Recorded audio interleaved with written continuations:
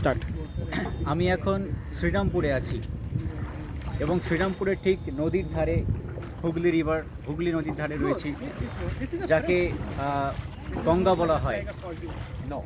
William Carey তিনি যখন আসতেন শ্রীরামপুরে, তিনি নৌকায় করে, বোটে করে এই নদীতে তিনি আসতেন এবং তিনি এখানে নামতেন।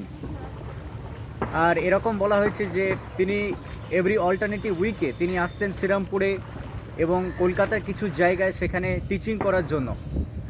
উইলিয়াম কেরি তার সমস্ত জীবন দিয়েছেন এতটা কষ্ট সহ্য করে এবং প্রতিকূল পরিবেশের মধ্যেও তিনি তার অবদানকে তিনি রেখে গেছেন। আর যখন এই গঙ্গা নদী বয়ে চলেছে, এটা স্মরণ করিয়ে দেয় যে 7 বছর কঠোর পরিশ্রমের পরে উইলিয়াম কেরি তিনি তার প্রথম বিশ্বাসী তৈরি করতে পারেন। তিনি প্রথম কনভার্ট কৃষ্ণপালকে তিনি এই নদীতে বাপ্তিস্ম দিয়েছিলেন।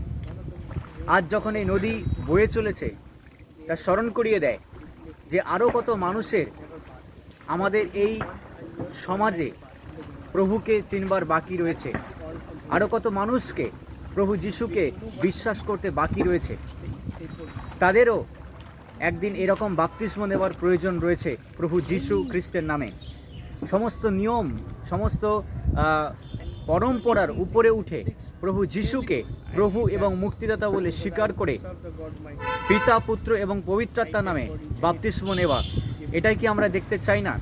তাই আমাদের কাছে এটাও চ্যালেঞ্জ উইলিয়াম কেরির মতো।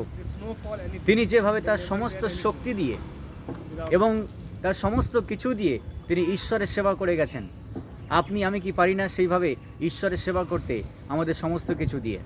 ঈশ্বর আশীর্বাদ করুন।